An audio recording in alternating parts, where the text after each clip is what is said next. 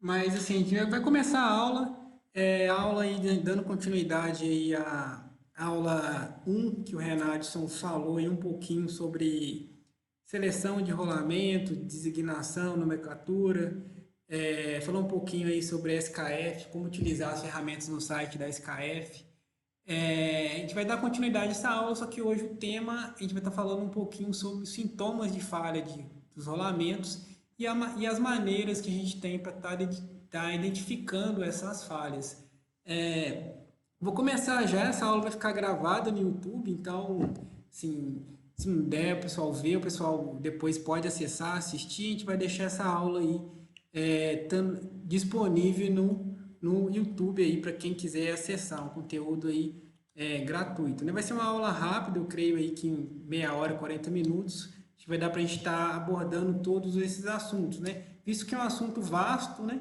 A gente vai estar vendo aqui um pouquinho de ultrassom, análise de vibração, mas a gente vai entrar muito a fundo não, porque a gente vai dar só um overview mesmo de tudo isso e depois em futuros vídeos a gente pode estar entrando aí mais a fundo nessas aulas. E aí, Robson, boa noite, Robson, beleza? Fábio, beleza, cara? Tamo junto aí. O Renatson hoje tá de folga, né? E eu tô aqui comandando aqui. Espero aí que vocês gostem do conteúdo aí que a gente vai estar falando um pouquinho hoje aí, dando continuidade aí à aula do Renatson, né? Então essa aula a gente vai estar falando sobre rolamentos e sintomas de falhas, né? Como detectá-los, né? O cardápio aí de hoje aí está falando um pouquinho antes propriamente, né, a gente está entrando aí de falhas, né? É, princípios, princípios causadores de falhas, a gente vai entender aí um pouquinho sobre atrito de rolamento, fadigas de superfícies, né?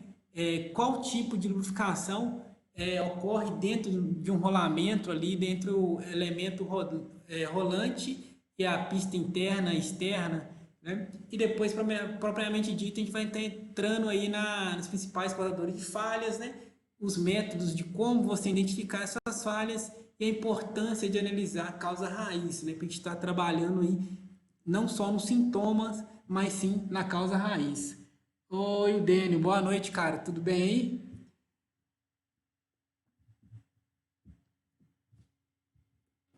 Então vamos lá, pessoal. Quando a gente fala de rolamento, né? Existe um atrito ali entre o elemento rolante e a pista externa e interna, né? E qual tipo de atrito é esse, né, que ocorre entre essas superfícies, né? É o atrito propriamente de rolamento, né? É quando um corpo ele rola sobre um corpo.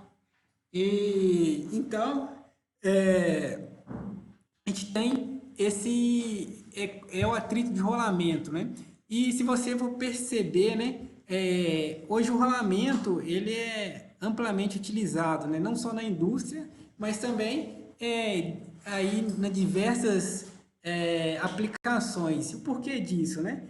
Porque você reduz o coeficiente de atrito, né? Nessa imagem aqui, olha, a gente pode ver muito diferente, né?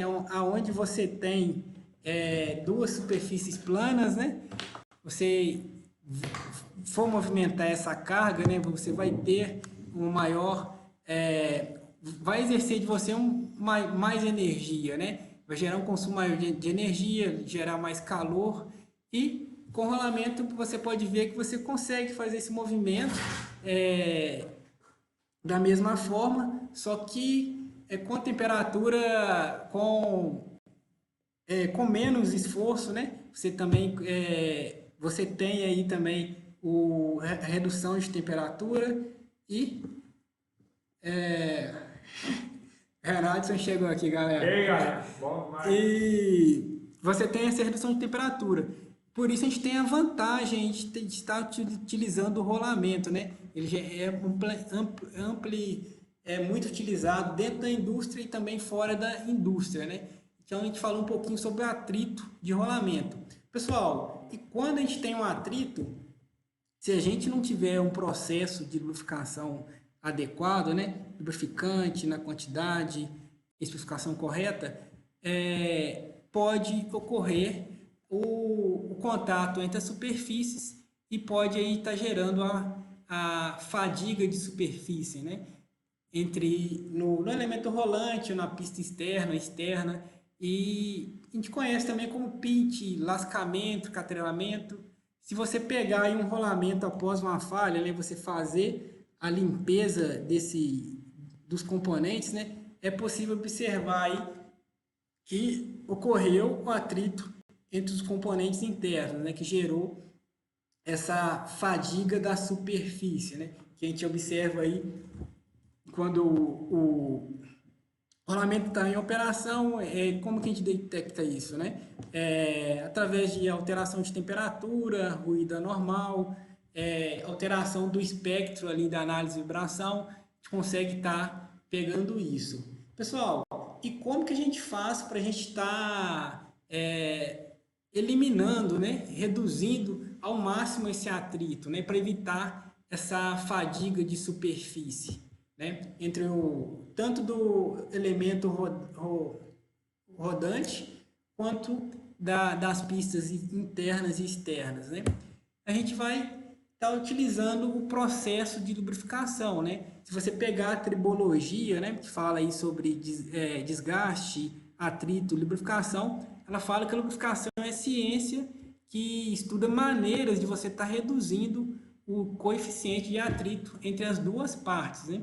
E dentro do rolamento, né, qual é o tipo de lubrificação, né? Existe no rolamento, propriamente dito, a lubrificação elastro-hidrodinâmica, né? A gente vai estar explicando para vocês aqui como funciona essa lubrificação. Eu vou pegar uma canetinha aqui agora para a gente estar facilitando o processo. Caneta, ok. Então, pessoal, lubrificação elastro-hidrodinâmica, né, responsável em criar o fio lubrificante entre o elemento rolante e a pista externa e interna, né? E a gente vai falar um pouquinho dela aqui agora para a gente entender, né, como funciona esse processo de lubrificação, né? Então, quando que você tem a carga, né, no elemento girante, né? Essa carga, ela deforma o elemento, né, desenhar aqui a pista, digamos aqui, a pista interna do rolamento, né?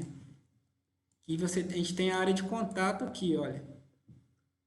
Então, o que acontece nessa área de contato com essa carga do elemento girante? Ele deforma, né? Estudos comprovam, né, que essa região de contato, né, ela chega a ter uma pressão aí até de 500 psi, né? Nessa região, em função dessa pressão, da temperatura, o óleo ele se transforma numa película sólida, né? Protegendo assim o contato, né? Protegendo assim o contato, que não haja contato entre o elemento girante e a pista do rolamento. Pessoal, é importante lembrar, né, que esse fio, né, de lubrificação, ele é em torno de 1 micron, espessura de 1 micron. E às vezes a gente acha que, a gente vê muito aí, né, o pessoal falando que antes de pecar pelo excesso, pela falta, né, e então é necessário aí apenas 1 micron de fio lubrificante para você estar fazendo a proteção aí do seu elemento, de todos os componentes internos do rolamento, né? E outro fator muito interessante, né, que fala aí, estudos apontam, é que para mim está duplicando o tamanho desse fio, né, dessa película de óleo. Eu necessito quadruplicar a viscosidade do óleo base, sei lá, da graxa. Então, para você ver aí que como é interessante esse processo, quando ele é bem feito, né, ele evita sim o atrito entre as duas partes aí, né? Tanto o elemento rodante quanto a pista do rolamento. Pessoal, dando prosseguimento aqui, a gente viu lá, falou um pouquinho de atrito, desgaste, né? Vimos qual é a lubrificação aí que presente dentro do rolamento, né? Que é a elastro-hidrodinâmica. E agora os principais causadores de falhas no rolamento, né? Por isso que eu iniciei falando um pouquinho lá de atrito, fadiga e qual modelo de lubrificação. E por quê, pessoal? Olha para você ver, se a gente pegar esse gráfico aqui, né?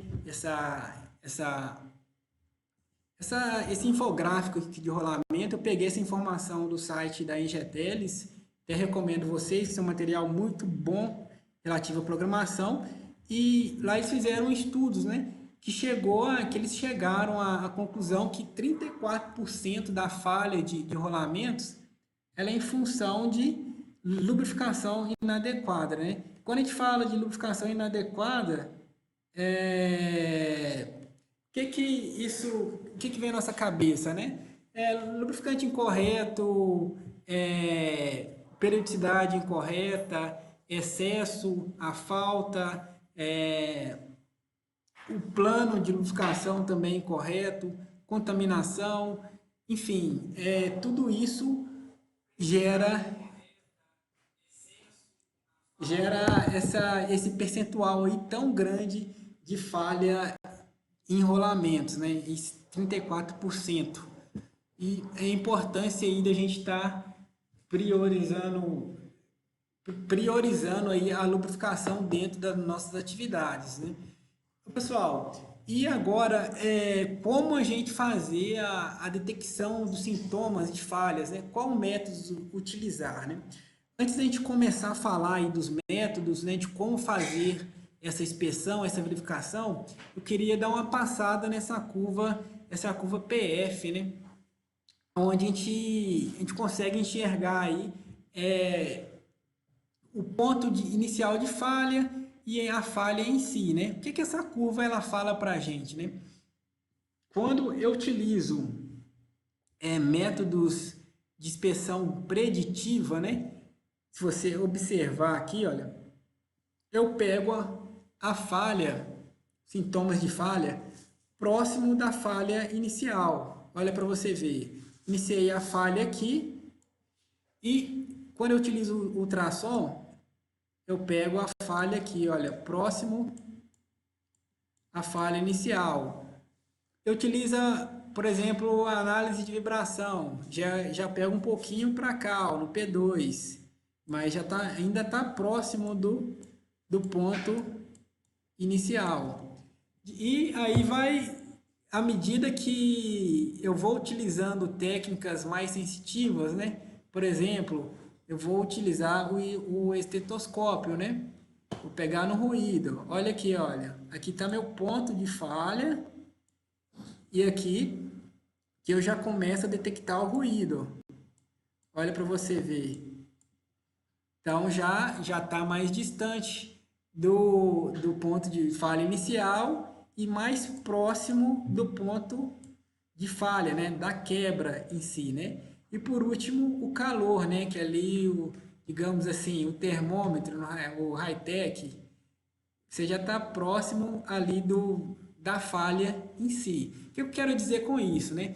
Eu utilizando técnicas de manutenção preditiva, eu tenho a possibilidade de estar trabalhando aí próximo da falha inicial, né? Eu vou estar pegando ali esses sintomas bem no início, né? Vou ter um gap maior, um tempo maior para estar atuando. De maneira que, à medida que eu vou utilizar técnicas assim, mais sensitivas, né? Estetoscópio, uma caneta de vibração, um high-tech, eu já vou pegar a falha um pouco mais avançada, né? E se eu der bobeira, eu vou ter aqui a falha em si. Pessoal, é interessante falar também que junto dessa curva PF, a gente tem também embaixo dela aqui, olha, eu já vi em literaturas, né? O pessoal puxa uma outra curva aqui, ó. É uma curva de custo, porque quando eu atuo aqui na fase inicial, o meu custo é menor, ok? E quando eu atuo aqui, olha, geralmente na fase final, né? que geralmente eu pego o componente ele mais debilitado. Então, o que aumenta o meu custo, às vezes custo de material, com tempo de reparo. Então, é importante a gente estar verificando aí qual estratégia a gente quer seguir, qual estratégia minha organização vai seguir, quais ferramentais eu tenho disponível para estar atuando aí de maneira mais assertiva, né? Mas é importante aí, como falei, você saber que mais preditivo você pega aí mais próximo do ponto de falha e mais sensitivo você pega ali, desculpa, falei errado, né? Mais preditivo você pega a falha bem no início, né? E mais sensitivo você pega a falha ali próximo do ponto de falha, o ponto F, né? Então, já que a gente viu isso agora, a gente vai falar um pouquinho sobre os métodos que nós podemos utilizar aí para estar detectando falhas em enrolamentos, né? O ultrassom. Não sei se vocês já ouviram falar desse modelo, dessa técnica, né? Eu, particularmente, eu já presenciei uma aplicação em um treinamento que eu participei de ultrassom. Nas empresas que eu trabalhei, eu não tive oportunidade de estar acompanhando a aplicação dessa técnica, mas é uma técnica avançada, né, que está sendo muito difundida aí dentro das indústrias, né? E qual que é a vantagem de se utilizar o ultrassom, né? Primeiramente, você consegue pegar falhas aí em rolamentos de baixa rotação. Essa é uma vantagem, né, que a análise de vibração ela é muito limitada em relação a isso, né? Você tem um diagnóstico, consegue ter um diagnóstico muito rápido ali na hora, no momento que você está fazendo a inspeção, você já consegue fazer ali, mensurar se o rolamento tá com uma falha relativa à lubrificação ou não. Isso te permite tomar ali uma decisão mais rápida, né, mais assertiva ali, para estar tomando uma ação imediata, né? E como eu falei também, relativo à lubrificação, né? O ultrassom, você consegue pegar falhas relativas à lubrificação ali logo no início, né? Logo ali onde está tem no início ali perdendo ali aquela película de lubrificante ali que a gente viu lá na lubrificação elasto-hidrodinâmica, né? Você começa a perder a película ali, você consegue pegar isso aí no ultrassom, né? E o ultrassom, pessoal, só explicando um pouquinho, né, aí sobre o funcionamento desse aparelho, né? O que acontece?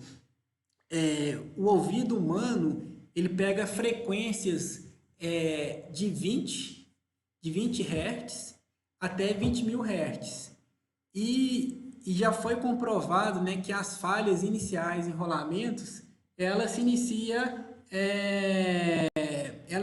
aí acima de 20 mil Hz. Então, o ouvido humano não é capaz de diagnosticar, né, de sentir esses sintomas, né? Então, esse aparelho, ele vem, né, ele pega essa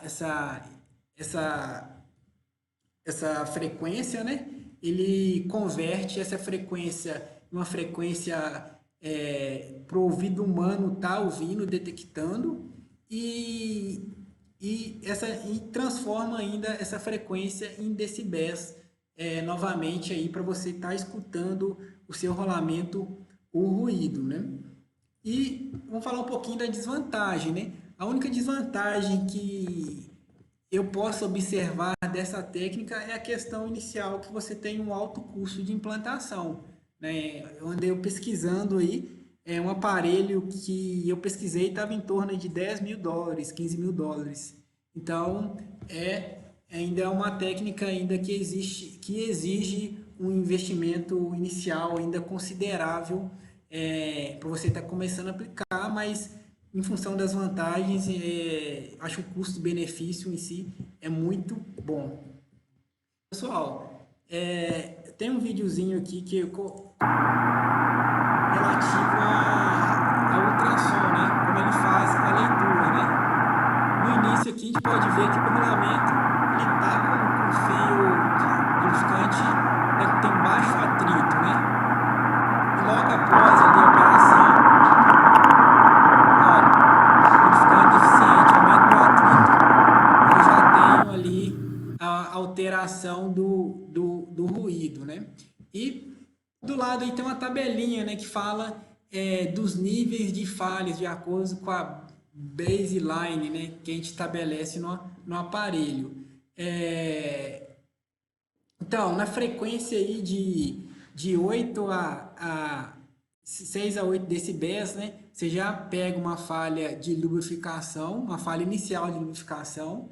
De 9 a 11 decibéis, você pega uma falha inicial, né, ali que já teve falha de lubrificação, já pega uma falha inicial ali, uma fadiga de superfície inicial. E 12 decibéis já é em si uma falha, né? Ela já está ali concretizada, né? E 16 decibéis, uma falha desenvolvida, né? Já tem um processo ali desenvolvido. E de 35 a 50 decibéis já é uma falha crítica, né? É ali que você já tem que atuar e resolver o problema. Então, se a gente pegar lá a curva PF, novamente, a ultrassom você consegue pegar bem no início, né? Apesar de exigir um alto investimento inicial, mas aí para a gente estar evitando a falha do componente é um ótimo método, uma ótima estratégia para a gente estar detectando aí falhas, detectando sintomas de falhas em rolamentos. Pessoal, aqui tem um vídeo aqui, olha, que eu peguei, eu achei muito interessante, um aparelho de ultrassom sendo aplicado aí para de análise de um rolamento de um motor. Rapidinho, só para a gente ver aí como você pode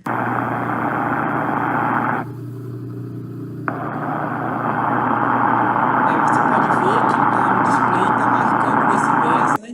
E baseado nesse decibéis, a gente consegue verificar qual tipo de falha está ocorrendo aí no rolamento. Pessoal, a outra técnica aí é também preditiva, essa já é mais difundida aí dentro da manutenção, dentro da engenharia, é a análise de vibração, né? Na vibração, ela consiste em a gente estar fazendo monitoramento de vibração aí das máquinas, né? E como geralmente é feita a coleta, né, a análise desses dados, né? Você tem um coletor, né? Esse coletor tem alguns sensores, né, que são acoplados através ali de fios, né? Você conecta esses transmissores, esses sensores nas máquinas, né? Tem as posições já estabelecidas, isso é muito importante. Você estabelecer a posição de medição e também conhecer o seu componente interno. Eu vou mostrar por que a gente tem que conhecer o componente interno também, para a gente saber qual é a frequência, né, que está se excitando ali, que pode estar gerando a falha. Coloquei os sensores, vou fazer a coleta, né? O meu coletor vai coletar ali todos os dados ali vibracionais daquela máquina e depois eu vou pegar esse coletor e vou descarregar essas informações em um software, onde eu vou estar fazendo análise ali, que vai gerar para mim um espectro, né? Vou estar fazendo análise ali dessa vibração, né? Qual que é os dois pontos aí mais importantes que tem que se observar dentro da análise de vibração, dentro do espectro, né, que a gente vai ver mais à frente? Basicamente amplitude e a frequência. Porque amplitude é a energia do sinal, né, que vai te mostrar qual que é a gravidade, né, daquela falha. E a frequência em si vai te mostrar qual componente está falhando, né, da onde está vindo aquele sinal de falha. Pessoal, e a vibração em si, né, se a gente entrar num conceito aqui rapidinho, né, vibração é um movimento oscilante de trepidação de uma máquina, de um elemento de máquina, saindo da sua posição de estabilidade e posição estática, né? Se a gente traçar aqui, olha, rapidinho, fazer aqui traçar uma senoide aqui, uma molinha, tá acoplada aqui ao uma caixa, né? Digamos assim.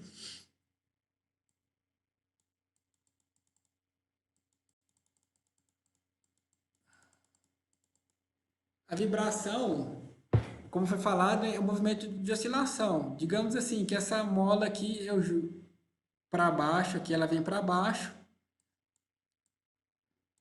Depois ela sobe para cima puxando essa caixa. Então vai gerar aqui um movimento de vibração, né? E como a gente observou aqui, ele pode ser medido, né? Pico a pico, pico a pico. Tem o RMS também que a gente pode estar pegando aqui para estar fazendo essa medição. E também a medição a pico, né, que eu pego dessa base aqui até o pico, para estar fazendo essa análise. E aqui, esse aqui é muito interessante, que dá para a gente ver o que eu falei referente às duas grandezas mais importantes, né, que é a frequência e amplitude, né? Amplitude, como falei, é a energia do sinal. E a frequência vai estabelecer qual componente ali, de qual vibração está vindo o componente, né? Se a gente pegar aqui, olha, 480 RPM, é esse motor, né? E dividir por 60 Hz, quanto que dá aí? Quanto? 9? Ah, tá. Não, mas quanto dá 480 dividido por 60 Hz?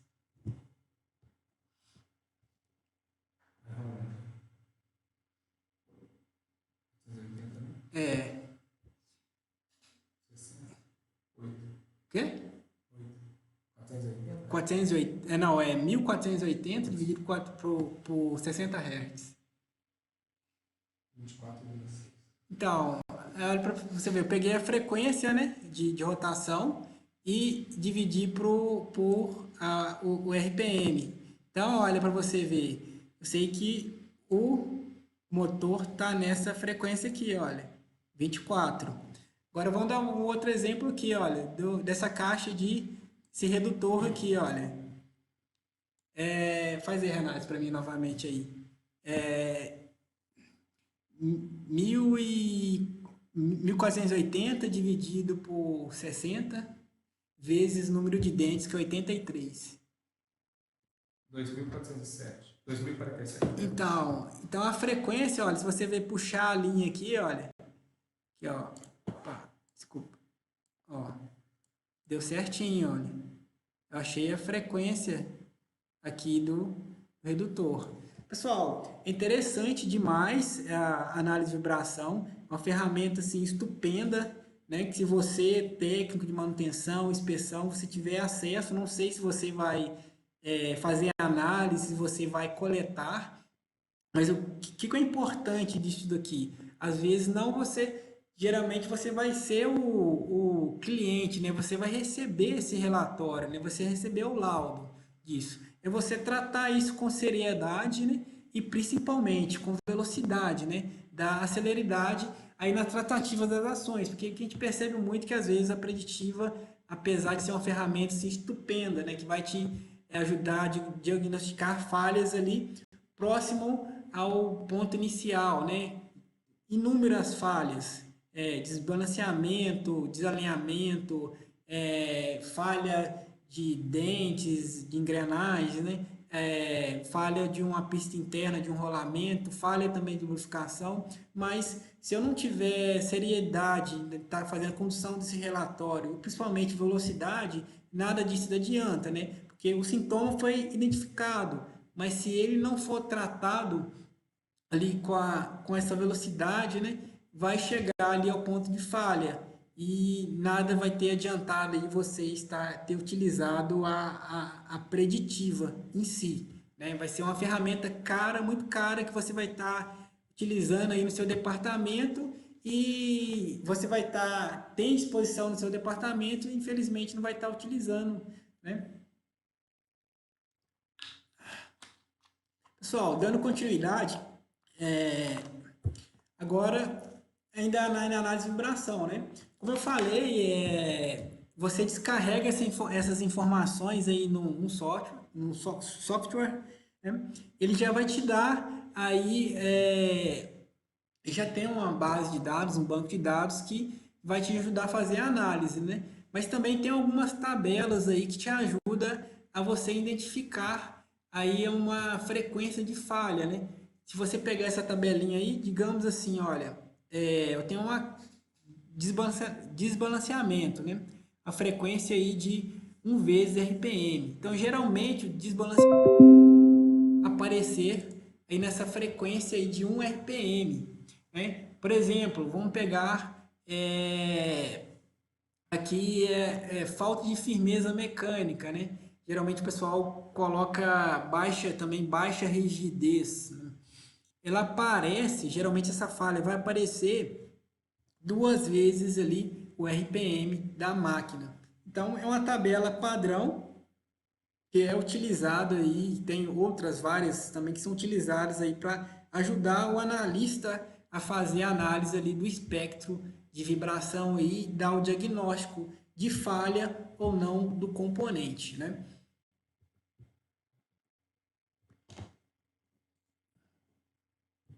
E dando continuidade, pessoal, cara, se virar assim para mim assim, olha, não tenho acesso às ferramentas, não tenho acesso à preditiva, não tenho acesso ao ultrassom, não tenho acesso a análise de vibração nas minhas inspeções, né? Então, cara, você tem que atuar na sensitiva, né? Mas existe algumas ferramentas que pode estar ajudando a gente aí a melhorar a nossa sensitiva aí é, durante durante a nossa inspeção, né? Aguçando aí os nossos sentidos, né? Para a gente estar auxiliando aí na detecção de falhas. Enfim, uma dessas ferramentas é a caneta de vibração. Ela é uma ferramenta que pode ser utilizada aí, por você, técnico, inspetor, mecânico, lubrificador, que vai te orientar aí a estar verificando aí a saúde da sua máquina, né? Basicamente, você vai posicionar essa caneta, né? E do seu lado aqui, olha, no lado da caneta você tem um sensor, né? Que você posiciona ele, esse sensor, na posição vertical em cima do mancal, do motor, de uma bomba, e ele vai te dar a vibração ali. Só que a gente tem que ficar atento que é só um nível global, né? Você não vai conseguir, como análise de vibração ali, separar as frequências ali, identificar qual componente está variado, né? Você vai ter um nível global ali, mas já é alguma coisa além do que você colocar sua mão ali e sentir que está vibrando, né?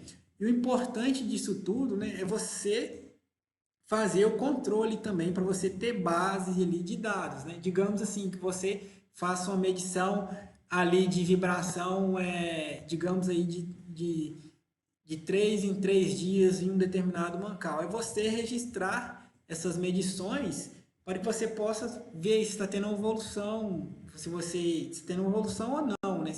Porque não adianta só medir, né? Você tem que medir, armazenar esses dados para que você possa tomar uma decisão. Eu recomendo, né, se você utilizar esse instrumento, né, ele tem um acessório que é um sensor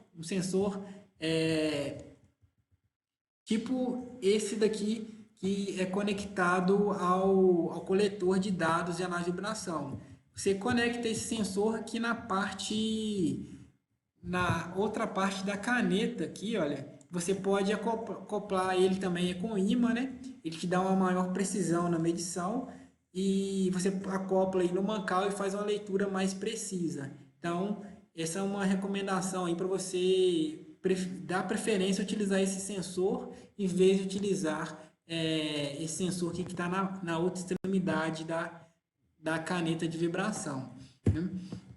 E o interessante é você também ter uma tabelinha para você consultar Tem algumas tabelas ali que te dão os níveis de vibração aceitáveis aí para alguns equipamentos, né? Isso é uma tabela aí para você ter uma orientação para te ajudar aí a ter uma base ali para você fazer uma tomada de decisão, né? Para você saber se está ruim ou não está ruim, tem que atuar ou não atuar. É uma tabelinha aí básica. A gente vai estar deixando logo após aqui a aula, e abaixo do vídeo, uma descrição onde com material muito interessante aí relativo à vibração, que tem algumas tabelas, se você quiser baixar aí com você, deixar com você, é interessante aí você tá baixando. Pessoal, e a outra técnica, né? Outro aparelho aí que pode também estar nos auxiliando bastante aí no nosso dia a dia, aguçando o nossa sensitiva, é o estetoscópio, né? Ele é um aparelho, esse aqui é mais antigo, né? Eu lembro quando eu iniciei na inspeção, esse foi o meu primeiro aparelho que eu ganhei aí como inspetor de manutenção, né? Ele basicamente você vai ampliar, né, o ruído ali amplificar o ruído do mancal, sei lá, da engrenagem que você estiver ouvindo, né, através do fone, e você vai encostar essa vareta, né, essa extensão no local onde é que você quer escutar esse ruído, né? O pessoal muito antigo utilizava muito chave de fenda, né? Chave de fenda, eletrodo, barra de metal, enfim. Esse daqui é mais adequado, né? Porque você consegue escutar aí o ruído, você consegue reduzir o volume, aumentar. Então, é uma ferramenta mais adequada para isso, né? E, pessoal, tem um aplicativo da NSK, né? Tá aí no Google Play, quer dizer, no Google Stories, né? Que te dá uma orientação aí sobre os ruídos, né? Falando um pouquinho sobre o ruído, né? Como qual característica um ruído aí de um rolamento onde tem contaminação, onde tem uma falha na pista externa, eu tenho uma falha no elemento rolante. Então, eu consigo ter essa avaliação aí, consigo ter esse parâmetro aí, porque essa técnica ela exige um pouco aí de experiência, né? Você aprender, educar o seu ouvido a ouvir o ruído ali e detectar as falhas, né? E nesse aplicativo já tem alguns exemplos desses ruídos, né? Aconselho aí, se você tiver interesse, né? Você baixar esse aplicativo e tá ouvindo aí, tá escutando e também levar para a área aí para você, tenho certeza que você vai estar pegando aí como base, como exemplo, se você vai estar achando também na área ruídos parecidos que estão aqui nesse aplicativo da NSK. Além disso que eu falei aqui, esse aplicativo eu tenho ele no meu smartphone, é muito bom. Ele te ajuda também no processo de análise de falha, né? Se você tiver uma falha de rolamento, ele tem algumas fotos, algumas orientações aí que pode estar te ajudando aí a identificar, pode estar te orientando aí a identificar aí qual foi o motivo da falha, né, para que você possa estar bloqueando aí, atuando na causa raiz. Pessoal, agora a outra técnica aí, sensitiva, que vai estar aguçando aí nossos sentidos e ajudando a gente aí, que está fazendo a inspeção de campo, né? É o termômetro a laser, né? O termômetro a laser é uma câmera termográfica. Isso aí também é um instrumento muito básico, você tem que ter, isso aí é basicão mesmo, mas como eu falei no início, né? Esse você vai pegar a falha lá, o sintoma de falha ali próximo ao ponto de falha. Então, ideal que o termômetro, a temperatura, ela seja utilizada juntamente com as outras técnicas, né? E você tenha também aí, você faça a gestão dessas informações aí com uma planilha de Excel, né? Para você estar aí podendo fazer uma tendência aí dessa temperatura, né? De maneira que você sabe ali se o meu componente ele está mantendo a temperatura, opa, tá, eu estou observando aqui que está subindo a temperatura, o que, que pode estar acontecendo, né? Por isso que é interessante você ter essa gestão dessa informação, né? Agora, uma vantagem, a gente tem dois instrumentos aí, né? A gente tem o termômetro e tem a câmera termográfica, né? Qual que é a vantagem de utilizar a câmera termográfica, né? Porque o termômetro você pega ali a temperatura bem pontual, né? Por exemplo, de um mancal, né? Você pega um ponto ali e você mede aquela temperatura, né? Já a câmera termográfica, né? Você consegue pegar ali todo o conjunto completo ali, você consegue fazer uma análise ali da temperatura de todo o conjunto. E isso é muito mais importante, né? Te permite aí você tomar uma atitude, uma decisão com um dado aí um dado mais qualificado, né? Pessoal, agora a gente viu aí como detectar os sintomas de falhas, né? Enfim, através aí um pouquinho da preditiva, da sensitiva, mas, cara, falhou o meu rolamento, né? Infelizmente, eu vou ter que trocar ele. E qual a mensagem que a gente quer deixar para vocês aqui, né? Não é só trocar o componente, né? É você trabalhar aí buscando a causa raiz daquela falha. Por que isso? Né? Para que você possa bloquear, né? Para que você não possa ser somente um trocador de peças, né? Para que você possa analisar a causa, tratar e bloquear aquela falha para que ela não possa ocorrer novamente, né? Porque aí eu coloquei essa foto aí, ó, causas e consequências, né? Porque muitas vezes a gente atua só nessa parte aqui, olha. A gente atua aqui, olha, em cima. A gente só arranca ali as consequências, né? Eu só vou lá e troco o rolamento, troco, troco ali o lubrifico, faço uma adequação ali, outra ali, e não atuo aqui na causa raiz, buscando efetivamente o que está gerando a falha do meu rolamento. É uma sobrecarga, é uma contaminação do lubrificante, é o meu plano que não está adequado, meu plano de ficação que não está adequado para aquele rolamento, meu rolamento às vezes não tá subdimensionado para aquela aplicação. Então é mesmo uma reflexão, né? A gente tratar essas falhas para a gente bloquear definitivamente aí uma nova ocorrência, né? E em se tratando de rolamento, pessoal, existe aí inúmeros módulos de falhas, né? Se você pegar um rolamento aí que você presenciou uma falha, né? Eu aconselho fazer isso, fazer uma análise de falha, né? Pegar um método aí que seja o mais simples, né? O 5 porquê. Você pegar esse rolamento, lavar ele, limpar ele e ver ali as marcas, né? Ver ali as evidências de falhas, né? E hoje é tão fácil, né? A gente tem acesso a tantas coisas aí, como esse aplicativo da NKS, você buscar na internet, você acha alguns materiais aí muito interessantes relativos a falhas de rolamento. A gente tem empresas, né, que você envia o rolamento para lá, ele faz uma análise de falha para você.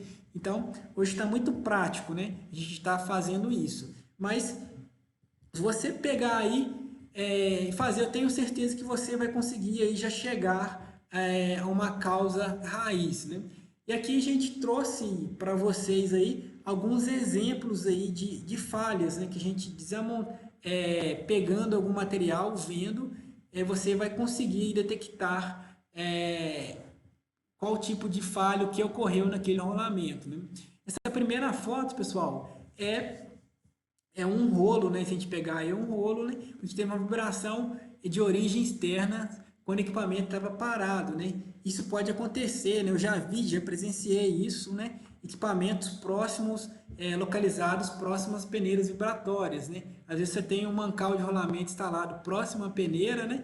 Toda aquela estrutura ali está em excitação, em vibração, mas às vezes o meu rolamento dentro daquele mancal está parado, mas ele está absorvendo a vibração ali da estrutura que está ao redor. Então, a gente acaba, na hora que a gente desamonta, né, para ver a falha, né, você observa essas marquinhas aqui, olha, na região de contato, significando que o elemento girante, né, ele estava vibrando ali, dentro ali da gaiola, né, em contato com o anel externo, né, e gerando essa não conformidade. Outro tipo de falha também que é muito comum, que eu já presenciei também, fazendo aí a desmontagem de rolamentos para estar fazendo aí a análise de falha, é folga entre o anel e o alojamento, né? Entre o anel externo e o alojamento. Isso acontece que às vezes você perde a interferência, né, entre a caixa e o rolamento, e essa pista, né, esse anel externo, ele acaba rodando, girando, né, dentro do alojamento. E essas marcas aqui, olha, se você pegar aqui, você consegue detectar, observar que o rolamento girou dentro do mancal pela falta de interferência entre a caixa e o mancal. Outro tipo de falha também muito comum, que eu também já tive o desprazer de presenciar, né? Porque a gente teve que trocar uma caixa de rolamento por causa disso, né? Por causa de corrosão elétrica, né? Passagem de corrente elétrica no rolamento, né? Manutenção do equipamento, o soldador não aterrou o cabo, o terra da máquina de solda na peça, aterrou no equipamento em si, passou corrente elétrica no rolamento. Fomos rodar o equipamento, a caixa, o mancal não estava travado, a gente desamontou, a gente encontrou, né, essas marcas aqui, olha. E de vez em quando também, se a gente pegar também, a gente encontra até algumas borras, né? O material ele começa a fundir ali no contato, né? Entre o material o rodante e a pista interna e externa. Isso aí também é muito comum também, pessoal, acontecer com bucha de bronze, né? É muito típico essa falha, né, de passagem de corrente elétrica. Então, é uma coisa aí para a gente ficar sempre antenado aí quando a gente fazer nossas manutenções. E o último módulo de falha que a gente trouxe aqui, a gente está mostrando aqui, é a questão da geração de calor devido à deficiência da lubrificação, né? Isso aí também é muito comum, né? A gente costuma, às vezes, trocar um rolamento por um superaquecimento, né? E quando a gente tira esse rolamento, o que demonstra para nós que ocorreu aí essa alteração, essa elevação da temperatura? Esse azulado aqui, olha. Esse azulado. Ele mostra para a gente ali que a temperatura ali chegou ao extremo, né? Então, qual que é a mensagem que a gente quer deixar para vocês aqui? Não sejam trocadores de peças, né? Por assim, né? Vocês peguem ali, teve a falha, teve o sintoma, né? Cara, não tratei o sintoma, mas a falha já estava ali no estado inicial. Tive que trocar o rolamento. Você desamontar ele, limpar, fazer uma análise de falha, pegar uma metodologia que seja mais simples aí, como eu falei, o 5 porquê. Tem outras também que são um pouco mais chatinhas, mais complexas. Você juntar aí a equipe, né? Você, lubrificação, técnico de área, inspeção, e analisar a causa raiz, né? Que vocês possam de maneira aí, rápida, eficaz, e traçar um plano de ação e bloquear esses sintomas, bloquear tudo aquilo que possa estar levando essa falha desse rolamento. Pessoal, como eu falei, né, hoje foi uma aula um pouco mais curta, a aula do Renato acho que foi 1h30, né, falando, só que era um conteúdo acho que um pouco mais complexo, né, que envolvia aí o processo de seleção, entrou no aplicativo da SKF, né, então Espero que vocês tenham gostado, né? Tô vendo aqui que teve um número bacana de gente com a gente aqui. Caso vocês tenham alguma dúvida, a gente está à disposição aqui para a gente estar respondendo essa dúvida para vocês. Como eu falei, essa aula a gente vai deixar disponível aí no canal aí do Portal da Inspeção, né? Que a gente teve um probleminha logo no início, onde é que a gente não conseguiu estar disparando e-mail para quem estava cadastrado, e a gente mandou um pouquinho tarde, a gente iniciou, por isso a gente vai estar deixando essa aula disponível aí lá no canal do portal. Pessoal, então abro aí, se caso alguém tiver alguma dúvida, algum questionamento, pode estar perguntando aí, senão a gente vai estar encerrando a nossa aula ao vivo aí, finalizando aí esse conteúdo aí sobre rolamento. Oi, Dani, valeu aí, cara, obrigado aí por estar acompanhando. Edson, já tive alguns problemas de falhas de rolamento com passagem de corrente quando realização de balanceamento em campo. Edson, isso aí infelizmente é muito comum, viu? Desculpa. Pessoal, ainda não tem por mais que a gente fale, né, com o pessoal da manutenção, o pessoal ainda não tem essa cultura de estar fazendo o aterramento correto da máquina de solda. E aterra no prédio, ou até mesmo no equipamento, e a corrente passa ali, cara, e infelizmente passa no rolamento e tem risco de gerar essa falha, né? Alguns soldadores teimam em não aterrar no rotor. Infelizmente, cara, isso aí é uma coisa que a gente tem que acompanhar de perto, né? A gente vendo, a gente tem que pedir parar a atividade imediatamente e já solicitar o aterramento correto da máquina, né? Isso já aconteceu comigo, Edson. Com bucha de bronze, cara. Já passou, a gente estava dando manutenção e passou, o cara não aterrou a máquina corretamente, né, na peça, e passou corrente na bucha de bronze lá e fundiu a bucha no eixo, né? Deu aquelas marcas de solda, né? Infelizmente a gente teve que trocar o componente em função disso, né? Mas é para a gente ficar atento aí durante as manutenções aí, vendo, já atuar, já pedir para alterar, né? Isso daí. Valeu, Luiz Gustavo aí, cara, valeu. Isso aí, cara, a gente tem que estar atento mesmo, acompanhar, que a gente é referência na área, né? Referência técnica, né? A gente não pode deixar, a gente vê uma coisa errada acontecendo, a gente não pode ser omisso, né? A gente tem que buscar ali, com muita educação, sendo gentil, né? Mostrar para a pessoa, não só falar para não fazer, né? Mas falar o porquê não fazer, o que aquilo pode gerar, né? Para a gente despertar a consciência ali da pessoa. Pior que a gente resolve o problema do desbalanceamento e falar que o problema agora é o rolamento. Isso aí é complicado, Edson. Você resolveu um problema e colocou o outro, né? A gente costuma falar que, tipo assim, às vezes a máquina entra em preventiva e ela volta pior do que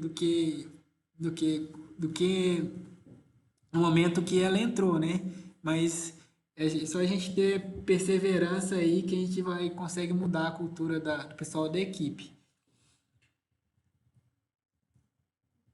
Pessoal, então é isso aí, cara. Queria agradecer a presença de todo mundo aí que participou no chat, vi bastante mensagem aqui. Fábio, Dênio,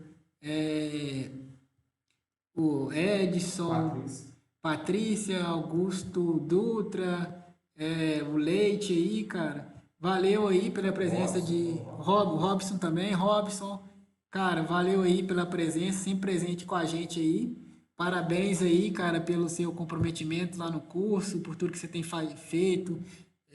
Cara, parabéns mesmo, cara. Eu e o Renato, a gente tem conversado e tem se inspirado muito em você aí, cara. Você é um cara nota 10, tenho certeza que você vai longe. E, galera, obrigado aí pela presença de todos, né? Queria agradecer mesmo. E Semana que vem a gente vai estar com conteúdo muito bacana também, hein, que o Renatson vai estar puxando. Talvez a gente vai estar recebendo aí nossa primeira visita técnica no portal da inspeção, no canal. Ainda não tem nada confirmado, mas tendo aí, a gente vai estar entrando em contato com vocês aí através da nossa lista de e-mail, LinkedIn, Facebook, Instagram. Vai estar deixando o link para vocês. É isso aí, galera. Obrigado por tudo mesmo aí, por ter acompanhado a live. E até o próximo conteúdo aí, cara. Tudo de bom para vocês aí e bora realizar. Valeu!